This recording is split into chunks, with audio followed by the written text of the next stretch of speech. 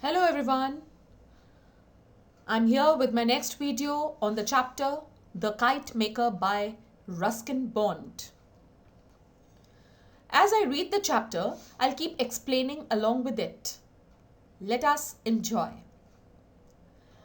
There was but one tree in the street known as Gully Ram Nathan, an ancient banyan that had grown through the cracks of an abandoned mosque, and little Ali's kite had got caught in its branches.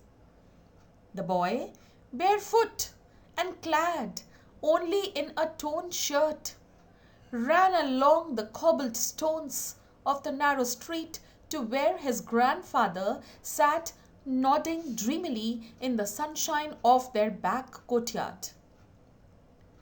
So it so happened that this street's name is given. It's Gully Ram Nathan. There was an ancient banyan tree there, and this tree had grown through the cracks of an abandoned mosque. Abandoned mosque? The mosque where no one enters now. It is deserted, it is empty. So it was there where Ali's kite had got stuck in the branches of this banyan tree. The boy was barefoot, he was without his slippers, and he was dressed only in a torn shirt. He ran along the cobbled stones of the narrow street. There were cobbles on there were cobblestones, there were stones and pebbles on the street, and he ran on them barefoot and went straight to his grandfather, who was sitting in the backyard in the sunshine, nodding dreamily. He was thinking all about the day and his past. "Grandfather," shouted the boy, "my kite has gone." The old man woke up from his daydream with a start and, raising his head, displayed a beard that would have been white had it not been dyed red with mehendi leaves. "Did the twine break?" he asked, to know that kite twine is not what it used to be. "No, grandfather, the kite is stuck in the banyan tree." The old man chuckled. "You have yet to learn how to fly a kite properly, my child, and I am too old to teach you. That's the pity of it. But you shall have another." He had just finished making a new kite from bamboo paper and thin silk, and it lay in the sun firming up. It was a pale pink kite with a small green tail. The old man handed it to Ali, and the boy raised himself on his toes and kissed his grandfather's hollowed out cheek. So when the kite got stuck in the banyan tree, Ali was very upset, and he ran straight to his grandfather and told that his kite was gone. His grandfather was daydreaming. He was lying in the sunshine thinking about all the past days and all. And he got up, and we could see the mehendi leaves color on his beard. His beard was not white. It was colored with mehendi leaves. So he asked if the twine broke, to know, because he felt that the twine was now not so strong as it used to be before. So then the child told that no, the kite had got stuck there in the banyan tree. The old man laughed, and he said that his grandchild had still to learn the strategy of flying kites, and he was too old to teach him. So he was there, with another kite made for him, specially made for him. Let us see. It was a new kite, and it was made from bamboo paper and thin silk. The color was pale pink, and it had a small green tail. So Ali became very happy, and in gratitude he thanked his grandfather's hollowed out cheek. Hollowed out when a person becomes very weak, and probably when the teeth and all are gone in old age, the cheeks get hollowed. "I will not lose this one," he said. "This kite will fly like a bird, and he turned on his heels and skipped out of the courtyard. The old man remained dreaming in the sun. His kite shop was gone, the premises long since sold to a junk dealer. But he still made kites for his own amusement and for the benefit of his grandson, Ali. Not many people bought kites these days. Adults disdained them, and children preferred to spend their money at cinema. Moreover, there were not many open spaces left for flying of kites. The city had swallowed up the open grassland and had stretched from the old fort's wall to the river bank. So when Ali got a new kite, he became very happy and he said that he would not lose it, and he said that this kite would fly like a bird. He became very happy and he ran out of the courtyard.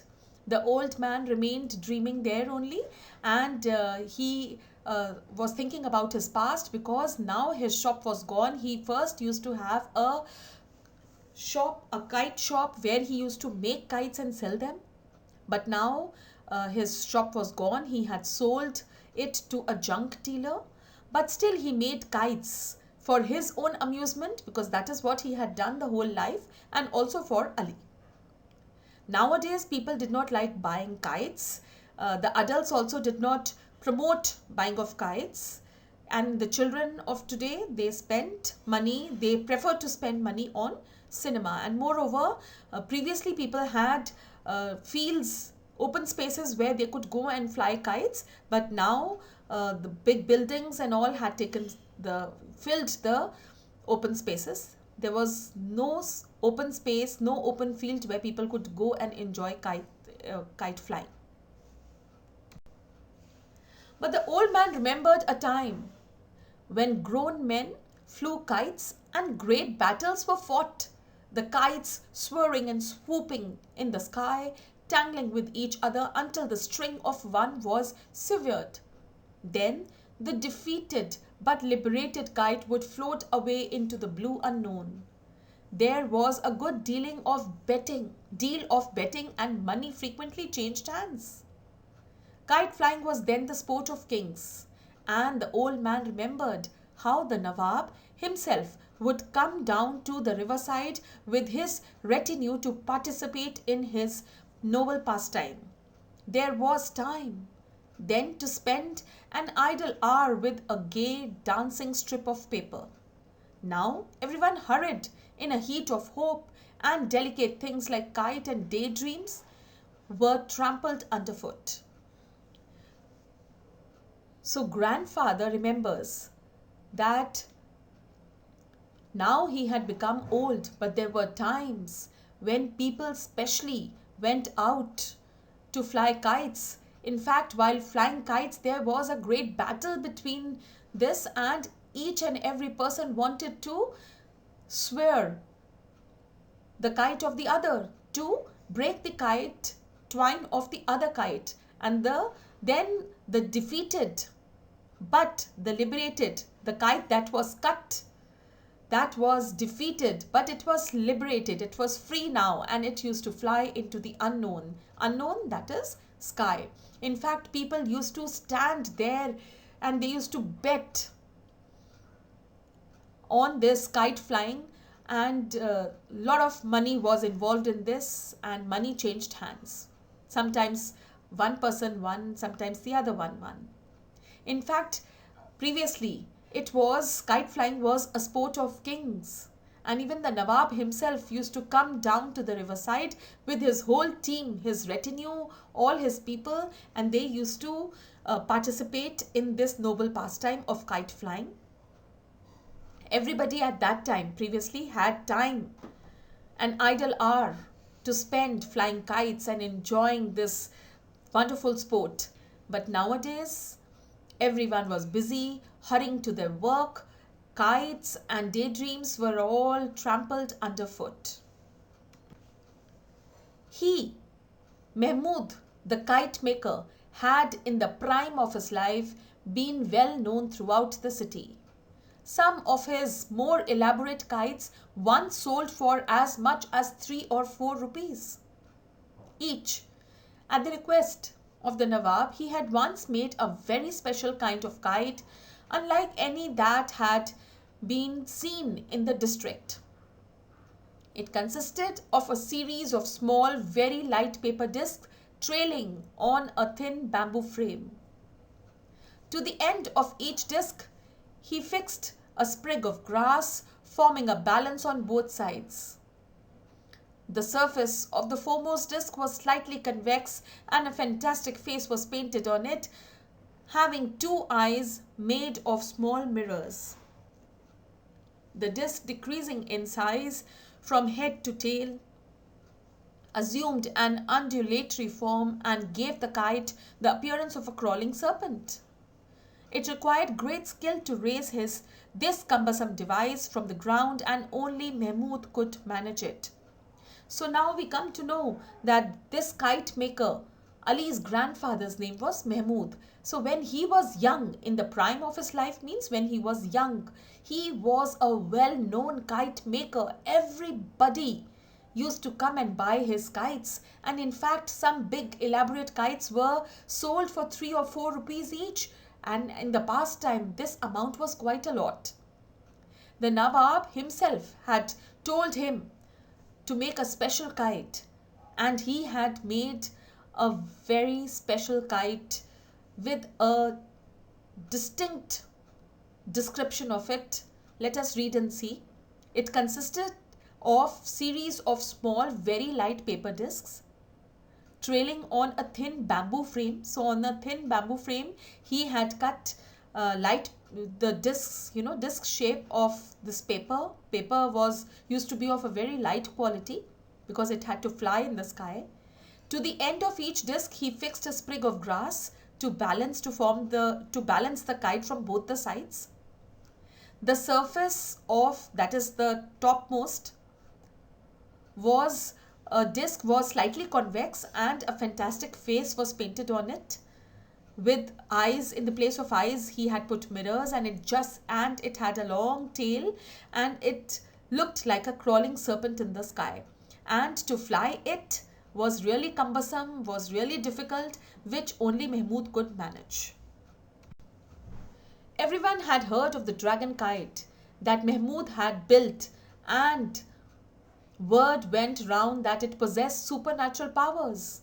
A large crowd assembled in the open to watch its first public launching in the presence of the Nawab. At the first attempt, it refused to leave the ground.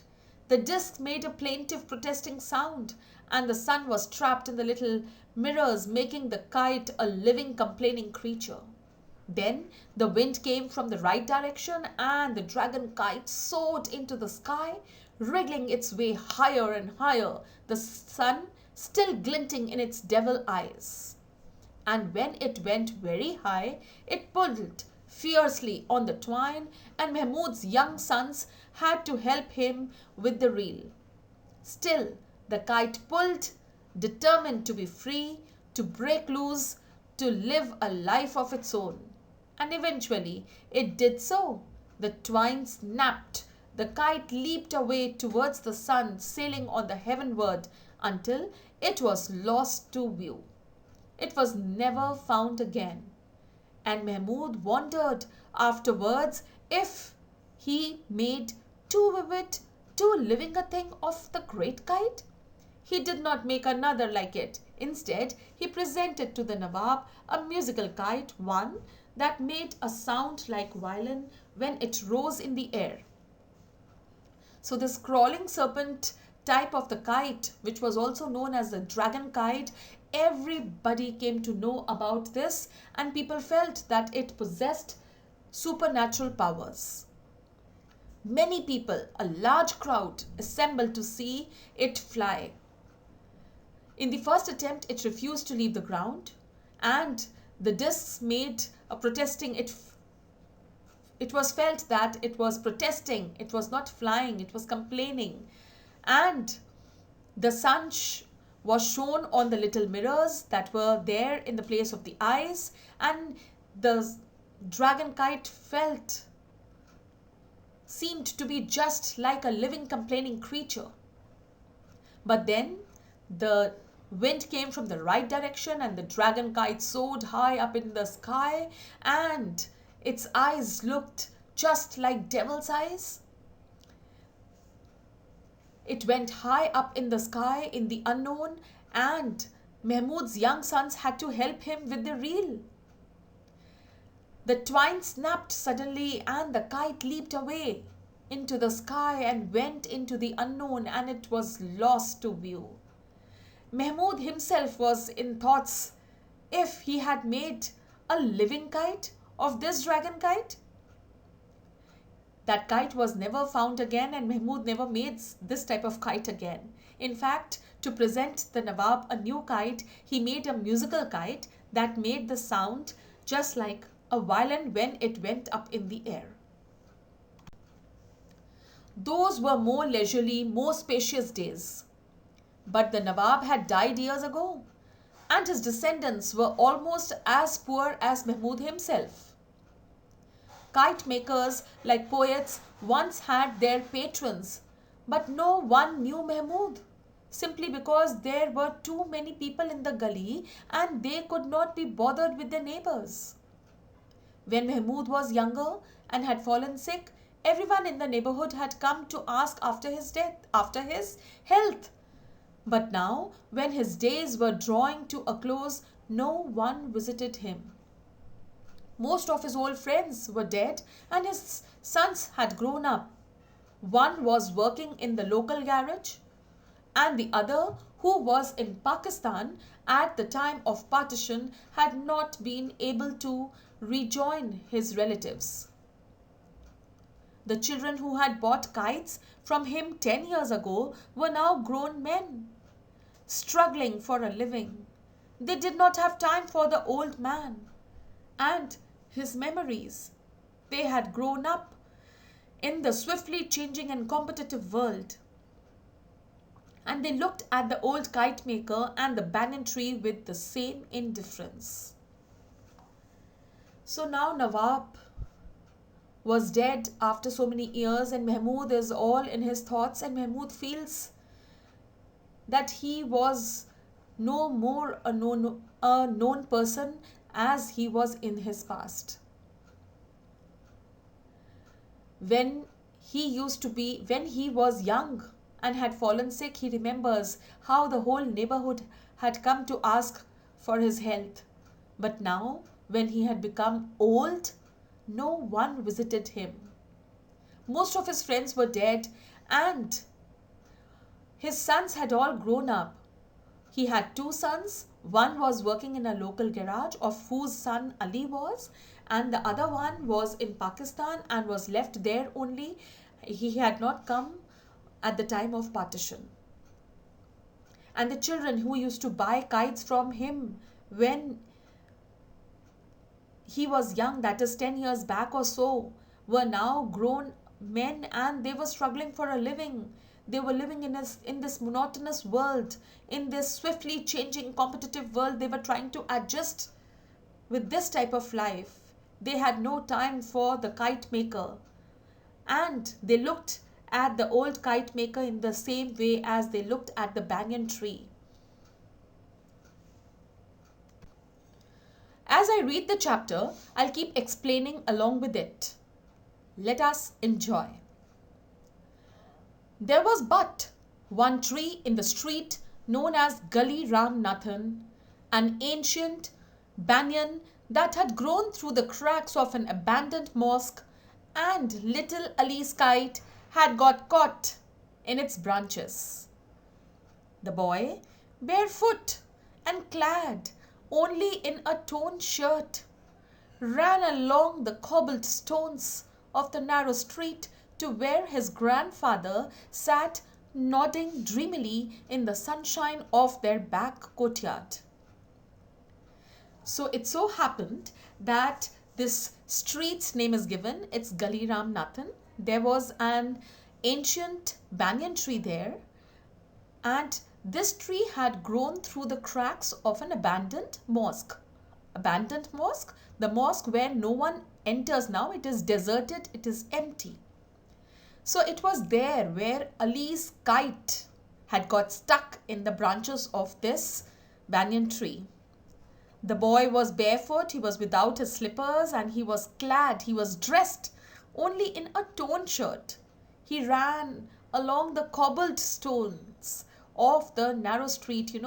There were cobbles on there were cobblestones, there were stones and pebbles on the street, and he ran on them barefoot and went straight to his grandfather, who was sitting in the backyard in the sunshine, nodding dreamily. He was thinking all about the day and his past.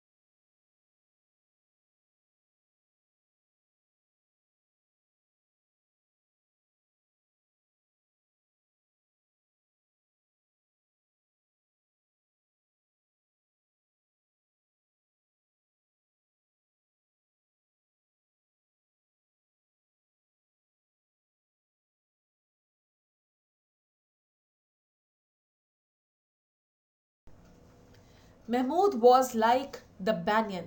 Mahmud, that is the grandfather, this kite maker. Now he has become old. He was just like the banyan tree, an old banyan tree.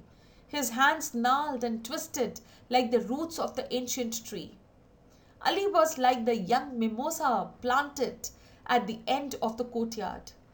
In 2 years, both he and the tree would acquire the strength and confidence of their early youth. The voices in the street grew fainter, and Mahmud wondered if he was going to fall asleep and dream, as he so often did, of a kite so beautiful and powerful that it would resemble the great white bird of the Hindus, Garuda, God Vishnu's famous steed. He would like to make a wonderful new kite for little Ali. He had nothing else to leave the boy. He heard Ali's voice in the distance, but did not realize that the boy was calling him. The voice seemed to come from very far away. So Ruskin says that Mahmud was just like banyan. The banyan tree has got its, these shoots. They grow up, and the stem grows up, and then it goes down.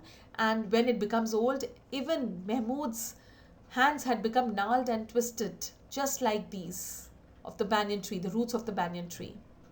Ali was like a young mimosa plant. Mimosa is, those pink color flowers plant, and he was just like that. And in 2 years, both the mimosa plant, the small plant, and Ali, both would gain strength and confidence. Just then, when he was thinking this, Mahmud wonders, if he was going to fall asleep. He was all in his thoughts, and he felt that he was going to sleep. He often dreamt about this beautiful and powerful great white bird of Hindus. He dreamt that he would, of a kite which was in the shape of a Garuda. Garuda was the God Vishnu's famous steed. God Vishnu used to travel on the Garuda, as it is shown in this picture. Mahmud would often dream of this beautiful kite. He would like to make a wonderful new kite for little Ali again. He had nothing else left for this boy.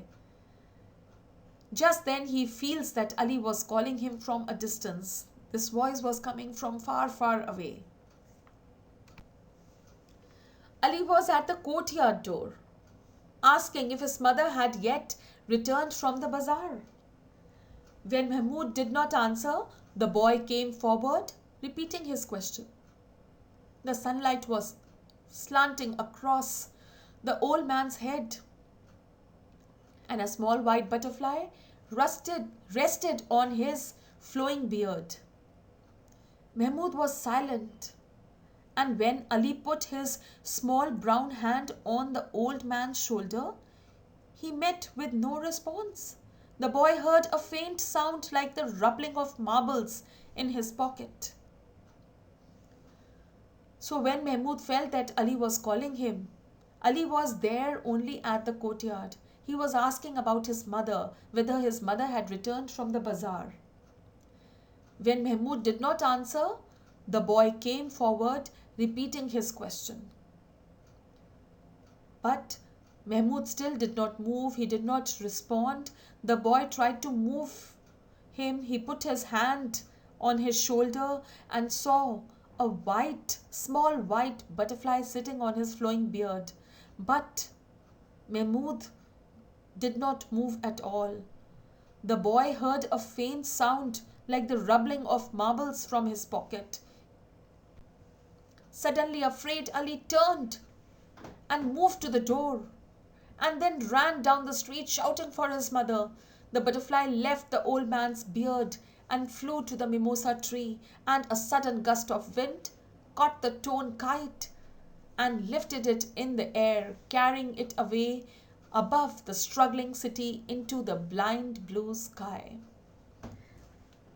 So when Mahmud did not move, Ali got really scared, very anxious, and he quickly ran out to find his mother, to call his mother to see what had happened to his grandfather.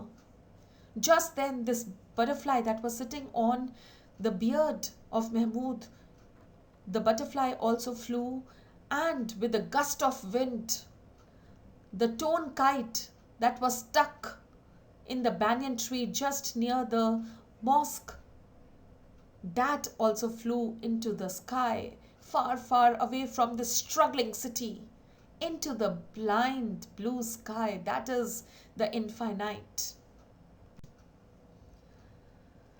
So probably Mahmud had died, and with him this kite also flew away, as if it had taken away Mahmud's soul with it into the blue infinite. What a wonderful story by Ruskin Bond. I hope you like this video. If you have still not subscribed my channel, please subscribe the channel, and also press the bell icon for the latest notifications. Do take good care of yourself. See you. Bye bye.